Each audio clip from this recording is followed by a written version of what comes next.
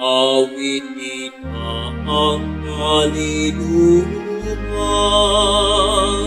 sa mahimayang lawas ubong mahal, na ang paglukat sa kalibutan, iuna sa harit sa katawan, una sa mga ihatagumpiyan. Alangan atong ihatag, alangan atong atawon,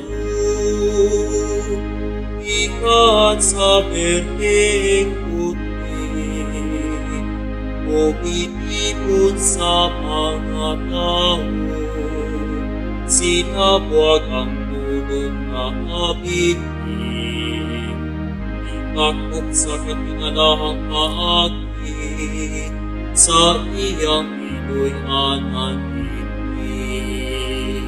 Sa gabi ini at katapusang palihapon, sa mga iksalo sa iyang mga igsuon,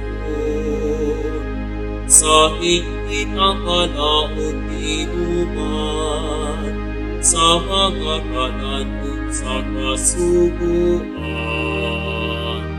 sa iyang mga kamot ihatag sa kaugalingon, nakalanong sa iyang mga igsuon.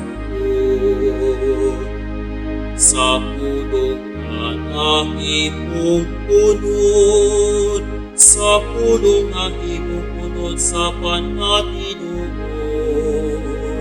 kung ang ino na himong dugo ni Kristo, bukod ang panandian nining atupad,